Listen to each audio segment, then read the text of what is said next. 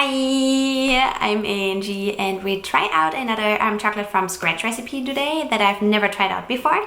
And I thought about a semi-sweet passion fruit chocolate because my friend Laura gave me a passion fruit powder, I want to say back in May or June, and now it's September and I just didn't get around to it. So I'm using this video to finally make this passion fruit chocolate, and yeah, we'll see how that goes. And when I'm saying that I'm making chocolate from scratch, I'm talking about I'm starting from the roasted cacao nib that you can find at stores. If you want to achieve a super smooth chocolate, you will need a chocolate refiner. I will link down below. I could find the one, like the exact brand and everything, the one that I have, but there's like a very similar one in the description. If you don't mind that your chocolate is a little bit gritty, you can also go for a food processor or blender.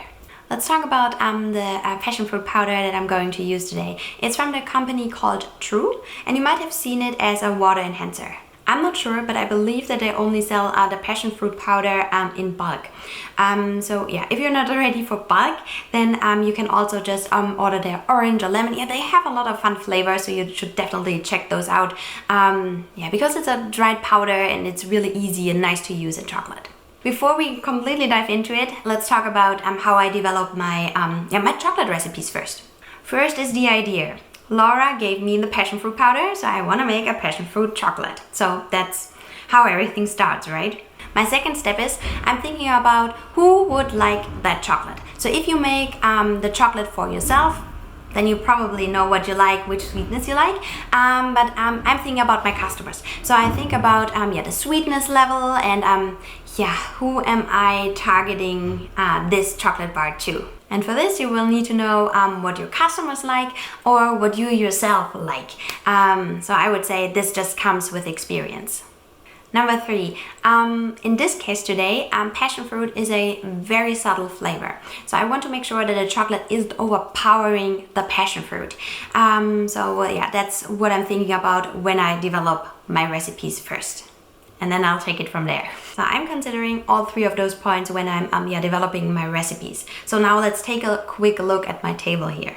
So I know that I want to make a semi-sweet chocolate bar. I know I want to use passion fruit, and I also want to use coconut milk to make it a little bit more creamy. As for the cacao percentage, semi-sweet, in my case, I want to go for 60%, which means I will start out with 50% of cacao nibs and 10% of cacao butter, and 30% of sugar. I'm fairly certain about this part because that's just experience. So I think this will going to work out. And the remaining 10% will be the coconut milk and the passion fruit. As of that, I have no experience. I have no idea if I will need more or less. So this is just something I will have to figure out. So yeah, let's try it out. Here we go. So this is my chocolate refiner, and I start out with heating up the drum and the wheels because it will make my life much easier when breaking down the cacao and nibs later on. And I just heat it up with my hairdryer for maybe 1 or 2 minutes. And now this is my base recipe. You've already seen those numbers in the tables before, and I calculated it up to 2000 grams. Yeah, I think I will probably need more of the passion fruit, and like all of the numbers will change, but we'll figure that out as we go.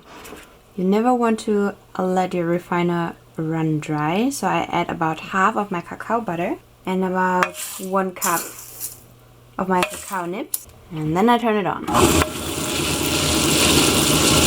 And now, I just turn it off so I can speak to you. And now I let this run for 1 or 2 minutes until the smaller pieces here have been broken down more. And you can see that a liquid is forming in here.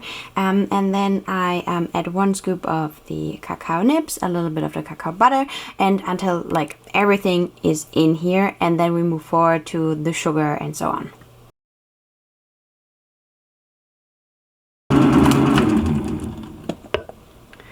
Okay, so here you can see the reason why I like to add the lid when I first start out with my batch, because it kind of gets messy. And here we are after about 45 minutes or so.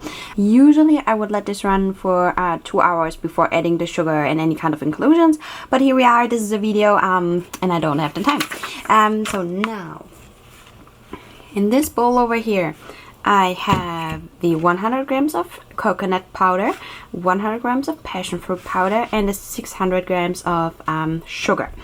Yeah, and I'm just repeating the whole process, getting a scoop every couple of minutes until everything is in there, and then we can give it a try and just see what we have to tweak.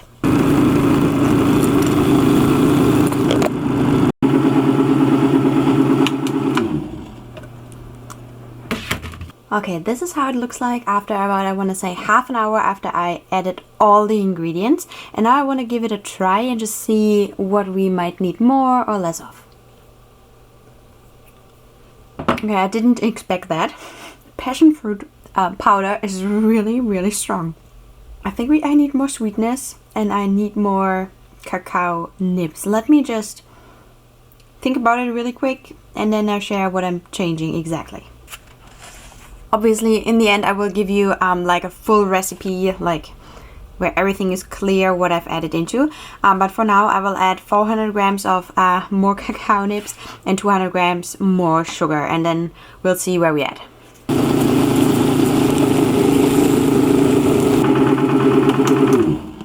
Alright, so here we are now after I've added the additional 400 grams of cacao nibs and the additional 600 grams of sugar.